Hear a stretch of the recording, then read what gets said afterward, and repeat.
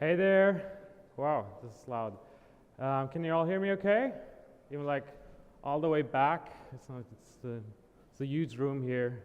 My name is Jan. I'm really happy to be here today to talk a little bit about voice apps. And I'm one of the founders of Jovo. So I'm not going to talk a lot about Jovo today. It's just we're a software development framework that lets people build voice apps. So we're really in the picks and shovels business. We're enabling developers and makers to build voice apps. And we've been part of a program called Voice Camp last year. And during that program, we built our first product, which is the Jovo framework.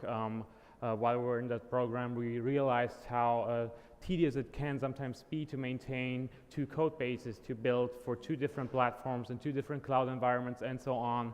And this is when we started working on Jovo as the first open source framework to build voice apps that work on both platforms, Alexa and Google Assistant. And we also offer a lot of analytics integrations to Bespoken, and so on, and database integrations as well. So it's really a developer tool right now. People download it and integrate it in their own code. And so it's open source and free. And so that was really helpful for us to learn with a lot of interesting people that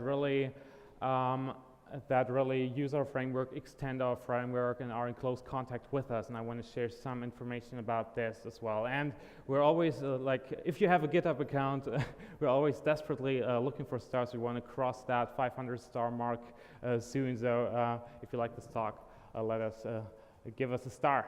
Yes, and we're the only open source framework that's a recommended tool by Amazon. And we're happy to have great people build great apps with that, like Operlo, for example, that built an award-winning Alexa skill with it. And while talking to a lot of the developers in our community, we've been thinking about how does a great voice app look like? How does what distinguishes a good voice app from a great one, and what can people do to build for something great? And I don't know if you've already seen this chart before. Some people at Amazon use it as well. It's that notion of a crawl, walk, and run. What do you think we're currently at in the state of voice apps? Is it more like to the crawl, or more like to the?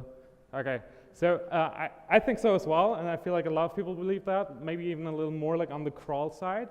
And so the question is, are there really great voice apps out there right now? And I believe so, but I also think that we're really at the very beginning right now, and people are just experimenting with it. And we still see stuff like that, right? It's really still a very creative space. People are just building stuff for fun, and you can really see that sometimes history repeats itself there. I mean, 10 years ago, it was really in 28.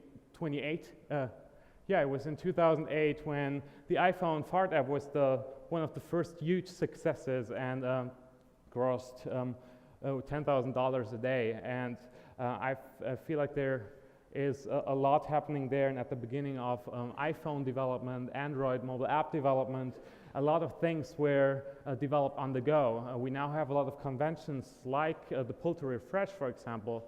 If people today pull down on any app, they're expecting that there's a refresh to the current content, and they get upset if there isn't. So there are not a lot of conventions like this, if any, in the current state of voice apps. And this is why I still believe that there aren't a lot of secrets, but we've tried to go through a few by doing three things.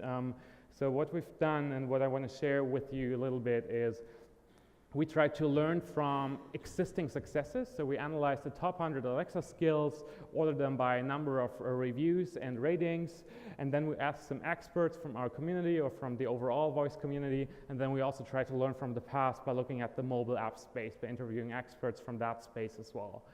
And I have a few confessions to make. So we're from Germany, we're from Berlin, and we Germans, we tend to be like too humble, let's say that, and so people told me be bold, and so I tried to, when I submitted my talk, I was like, okay, now let's do something bold to get accepted, and I was like, okay, 10 secrets for successful voice applications, that sounds great, like let's do that. I will come up with 10 secrets.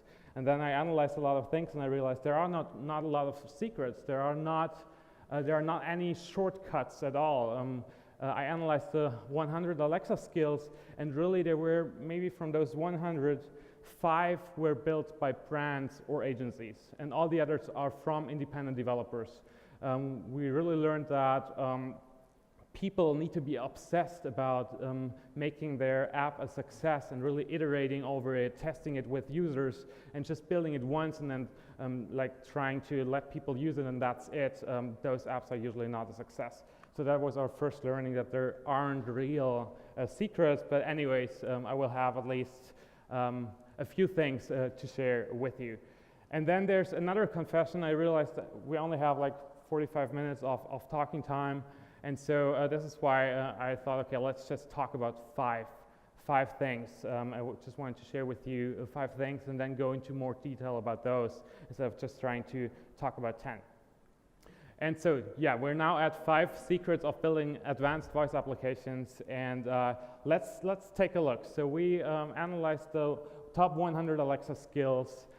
So you don't really need to read this for now, but the top skill has like 13,000 reviews, and the skill number 100 has like 49 reviews. So there's a huge gap already, which is super interesting. And if we take a look at the top 20, for example, let's take a look first. So what do you think is the most successful category in the Alexa skill store right now? Games? Do you hear games? Relaxed skills? Okay, we have who thinks games? Okay, and relaxed skills? Okay, I will play you the most successful Alexa skill.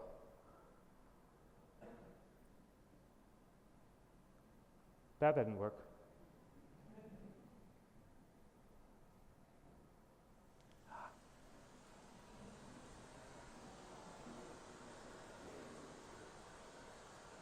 This goes for an hour, by the way, so let's super. So this is the #1 Alexa skill. It's called Thunderstorm Sounds. It's by Nick Schwab, who founded the company Invoked Apps, and he has a hugely successful portfolio of sleep sounds, ambient noise sounds, and his Thunderstorm Sound skill has 13,000 reviews with an average rating of 4.9 of 5. So this is crazily successful. He once told at a talk, I think it was more than half a year ago, he said he's streaming 8 terabytes of data every day just by playing those audio files. So, and if we take a look at the top 20, 15 are ambient noise sounds or sleep sounds. So really there's only five others left in the top 20 that do something else, like games, for example. So what can we learn of it? Secret #1 of building great voice applications, just build ambient noise sounds, and that's it. Of course, I'm just kidding, but what can we learn about it? What I really love about the ambient noise sounds is they're real voice-first use cases. That's something that you, like without a lot of effort, you wouldn't have been able to do that without the smart speaker. You can just tell it, play Thunderstorm Sounds, and then that's it. You don't have to grab your phone and then like put on headphones and stuff like that. And you can really see that. Like right now when we talk about voice and voice first, like 99% of people think about smart speakers right now. This will change, and I will talk about that as well. But right now, this is like the #1 use case. It's playing music, and so having something to relax is really helpful, and is a great use case for that. And you can really see that in the reviews as well for Thunderstorm Sounds. So note how these 3 here, they're just from Monday, and this one is from Tuesday. They're really new reviews. They all say, like, it helps me fall asleep. So really a real use case that really helps people and solves the problem. And I really like that. But there's one more thing. So I've talked about smart speakers, and how they are what people think of when we're talking about voice first. But I feel like that's just for now. We now have we have more and more devices. We now have smart displays. We have a Google Assistant on the phone. And by the way, so I just analyzed the Alexa skills number just because it was a little easier to gather, and there's currently more activity in the Alexa Skills Store. But Google Assistant also offers a great variety of new use cases with a phone implementation. So if you want to learn more about Actions on Google, Mandy is also here. She's giving a talk at 1:30 about Actions on Google. Just wanted to give a quick shout out for her. And so if you're thinking about Actions on Google on a mobile phone, for example, or thinking about an Echo Show or voice integration in the car, those are all different devices, and we believe that all those different devices will have different killer apps that are for those devices. So I won't use Thunderstorm Sounds on my phone, for example, or maybe in the car, I don't know. But so we believe that right now most people think about smart speakers, but this will change, and then people will need to think about what is the context a person is currently in. And people will expect more and more of that. So there's, we call this the smart speaker ripple effect. So people are now getting used to voice interactions at home and will expect this more and more when they're outside on their phones, for example, when they're in their cars, and eventually at work. When you're somewhere outside and you're expecting to have something respond to you and it doesn't, it will be frustrating in a few years. And so I asked a few experts what they think distinguishes a great voice app from a good one, or what advanced voice apps look like. And Brett Kinsella from VoiceBot.ai said greater use of context and also connect users beyond just the smart speaker. And also Octavio, a very experienced voice app developer, Jovo contributor, said the same thing. I really like how he uses the word ecosystems. We believe this will change. We will not think in apps anymore, but rather think in ways how, like, where our people are and how we can provide value with whatever device they're interacting with. And there's other apps like Find My Phone, also from Operlo. They are doing stuff like that already. So this is, in my opinion, also a great use case for smart speakers, because people tend to forget where their phones are at home, and they can just ask their smart speaker to call their phone, for example. So this is also, I mean, a lot of people, there was one review like, oh, I'm getting older, I'm leaving my phone everywhere, and this is the most helpful skill ever. And so I believe a use case that's really, depending on the device, is really important. And we call this a context first, instead of voice first, to be able to deliver the right information at the right time on the right device. And this will become essential in the next few years. That's at least what we believe. Okay, so we have all these ambient noise sounds in the top 20. And if we take a look, that's a little counterintuitive, right? We're used to mobile apps, and where wouldn't be just one ambient noise sound enough? Can we just tell Alexa to open ambient noise and then it would play and so on? And I was thinking a lot about that, because Nick Schwab, he offers there's rain on a tin roof, and there's I don't know, fan sounds and stuff like that. So it's a lot of different sounds, very, very random sometimes. But this is, in my opinion, is getting very important. People are they just want to say something and get to a positive result as soon as possible, and they don't care if there's 20 different apps. They just want to get their results. And some friends from Germany, 169 Labs, are also here at Voice Summit. They also did the same thing. They had the Tiergeräusche, animal sounds, Alexa skill.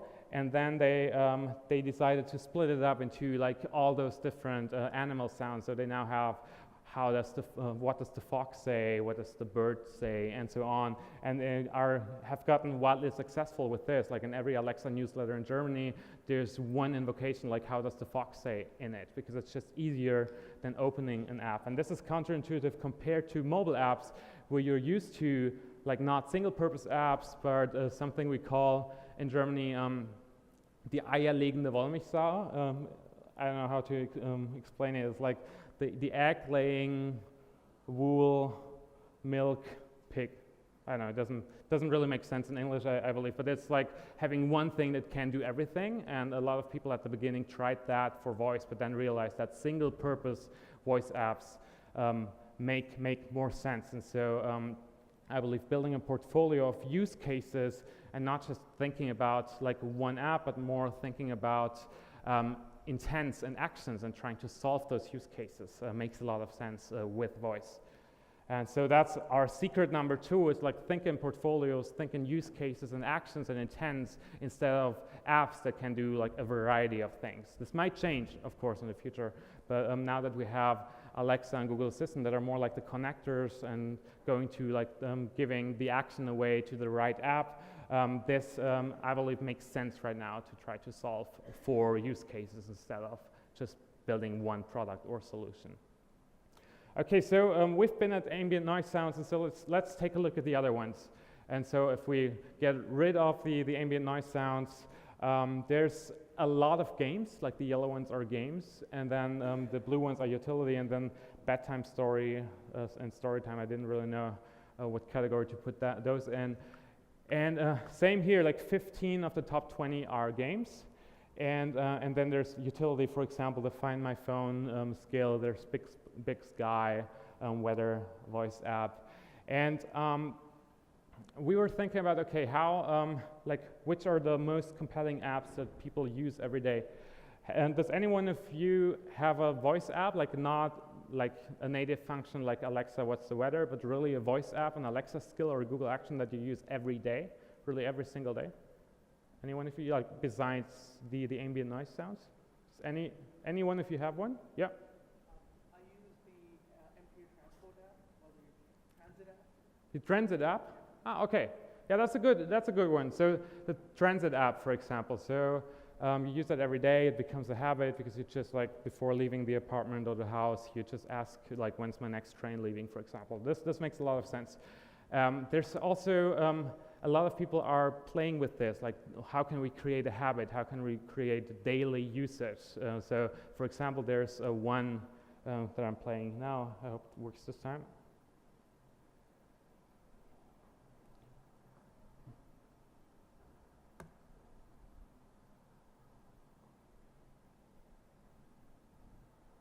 That's a good guess. That was not wrong. Here is today's question of the day. Our topic is literature. It is worth 3 points. What is the last name of Wendy, John, and Michael, the siblings who befriend Peter Pan? Choose from the following: A. Barry, B. Darling, C. Thompson, or D. Lily. Who's for A? Who's for B? Who's for C? D? Okay. That's a good guess. The correct answer was B. Darling. Peter Pan spends his never-ending childhood having adventures on the mythical island of Neverland, and also with the darling children from the world outside of Neverland. Okay, so there was a skill called Question of the Day by Fred Wilson. And so they provide content every day. It's like one question every day. People know that if they come back tomorrow, they will receive a new question. They will learn something new. And I think this sounds like super like easy to think about. But if we compare it with mobile apps, we have the home screen. We look at the apps that we have on our home screen every single day, like tens of times a day. And we get reminded about those. And for voice apps, like discovery is extremely difficult right now. It's one of the most difficult problems we have in the voice space right now. So it's not just discovering my app for the first time, what most people talk about. It's also discovering or remembering that there is this app available even after I've used it for the first time. And so this is why having something that tries to create a habit is extremely important in our sense, like to provide value every single day to make people remember, there is this app, I can use it every day while I'm maybe brushing my teeth or at the evening when I'm like doing the dishes and so on. And so trying to create new habits, because people, they still don't really know what they can do with smart speakers. They really need to get used to that. And so we see a lot of potential in habit forming voice apps that really provide a little bit of value almost every day. And that's also what our experts said. Dave Young, for example, he said repeatable value, and it's not just for one use case because people will forget that they've ever used it. And then also Nick Schwab said the same thing, and he mixed it with a lot of other things as well. He said they're obsessive about long-term user experience. So, and he mentions a few other things that I will talk about later, but what he says is really randomizing text-to-speech, for example, like not having Alexa say the same thing every day. And the transportation, what you just mentioned, that's like one thing. It's really, it probably, I don't know, maybe has a randomized text-to-speech, for example. It doesn't say the same thing every day, but also it's probably something like really short and really providing value and should really get to the point that is maybe not as important at this point. And so, Fred Wilson, for example, he creates fresh content every day, so it's really time consuming. And then there's other ways to go. For example, just make your content appear fresh by randomizing. So like people, like if I would say the same thing to every person like every day, it would get quite tedious. So randomizing text-to-speech, what Nick Schwab says is, like, that's one feature of our framework, is people can just add an array of things to say, and it would randomly pick that and would make a little more like random experience, a little fresher than just saying welcome to the blah blah skill every day. So that's what we think is important, is to provide continuous repeatable value with fresh content. This content doesn't need to be produced every day. It can also just appear fresh by using real life data or using a variety of output options. Okay, so another thing that Nick Schwab mentioned down here is hire professional audio talents, for example. So that's also something that's very interesting that I'm going to talk about. Then also Adva, she's been doing a workshop yesterday about persona creation. She says, okay, like a good voice app is just like making its job, doing its job, and then a great voice app makes the user smile and shines with personality. And that's like one of the difficulties with Alexa is brand distinction. You're really sometimes not sure, should I really use the Alexa voice? Can I distinguish my brand from the Alexa brand? Am I just doing a skill that teaches Alexa something new, or am I really a distinct app, like in the voice app ecosystem? And there are different options. So for example, the one from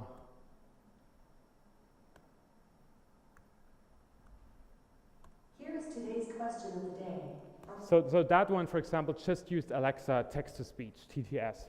So that's it's the easiest to implement. It's but also the one that's like that doesn't make you stand out.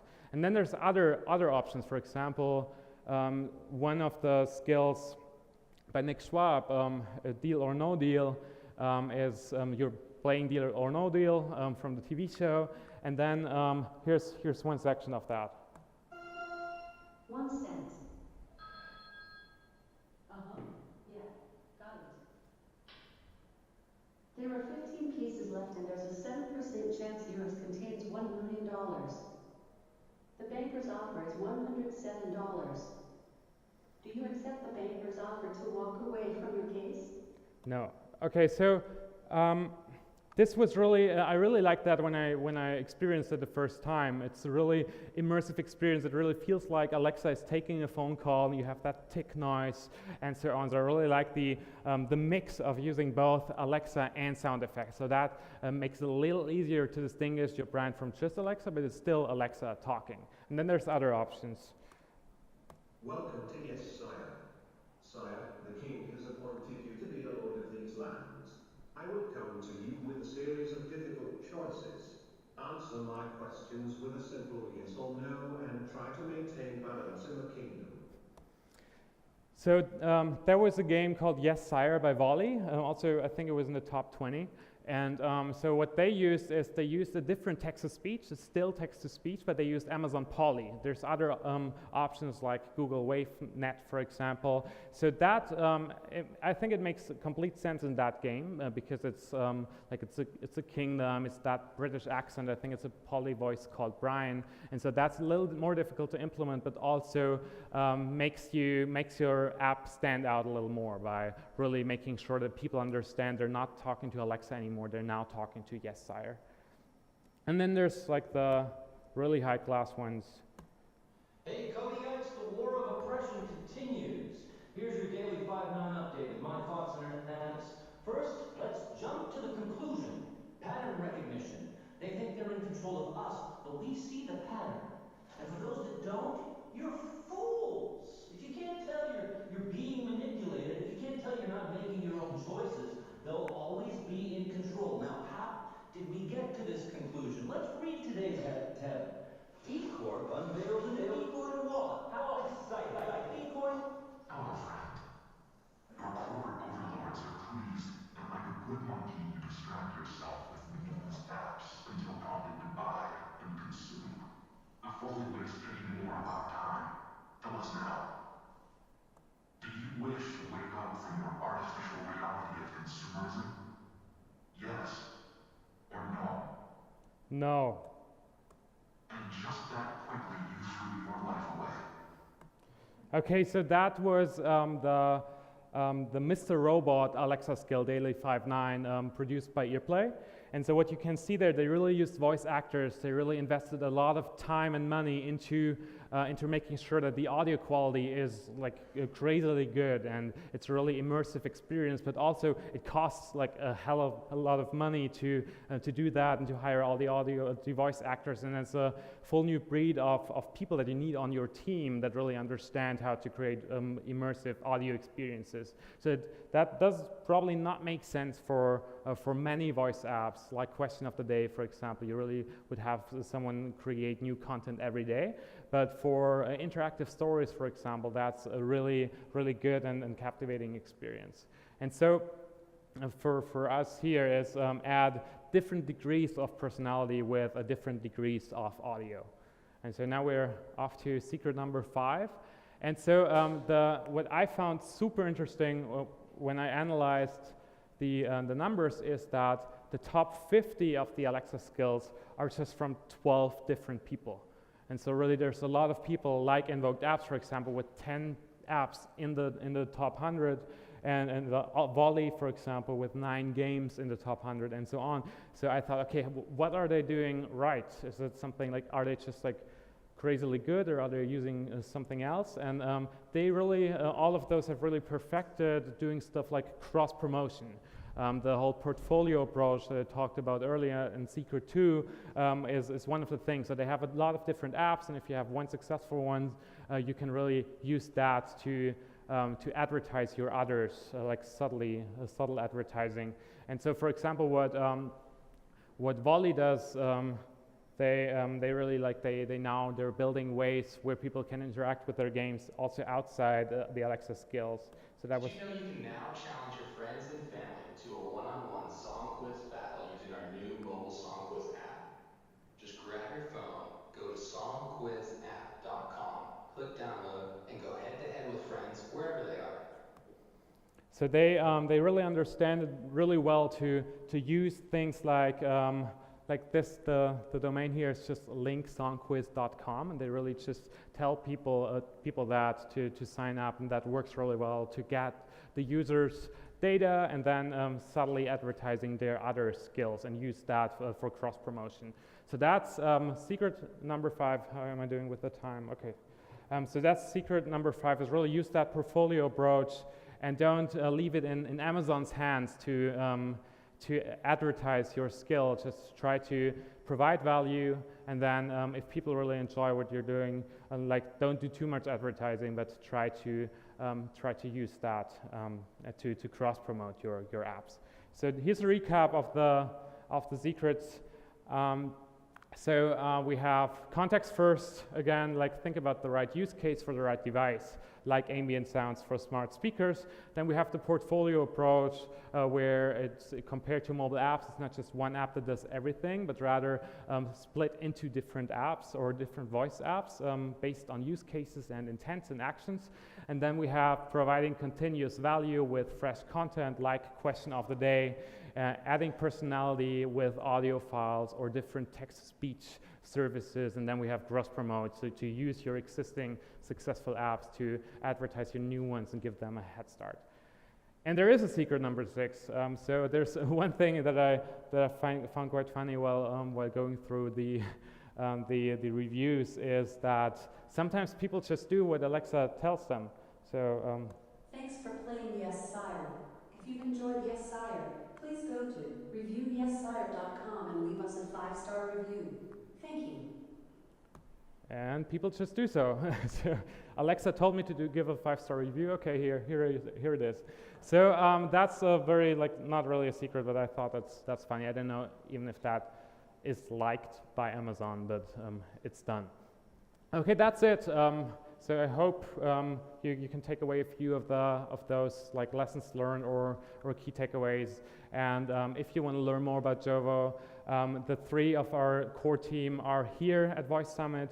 Florian is moderating a panel on voice games tomorrow, I think at 10:30 or 1:30. Alex is just sitting here. He's the mastermind, the architect behind the Jovo framework. He's built most of the code of the Jovo framework. If you have any questions, just let us know. Oh, and that's it. Cool. Thanks a lot. Any questions? Yeah. You have a secret for discoverability, which is one of the biggest problems. So as a brand, how do you make discover your skill or that? Discoverability, so if there's any secret. So I think that the portfolio thing might be helpful there to really think about when people they have different use cases, they have different needs, they really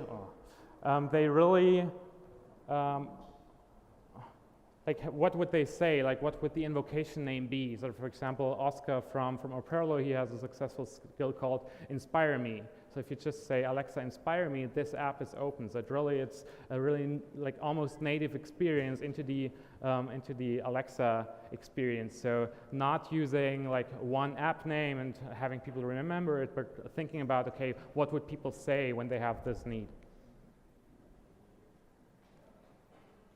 And also Amazon introduced something called Can Fulfill Intent Request. Can fulfill intent request, and that's exactly this. You can register different intents with your app and say, okay, I can solve this need or intent with my app, and then you get triggered with that. And Google also offers that. It's called implicit discovery there, implicit invocation or implicit discovery. Any more questions? Okay. So we're here all day, and we're here until tomorrow night. So let us know if you have any more questions. Thanks a lot.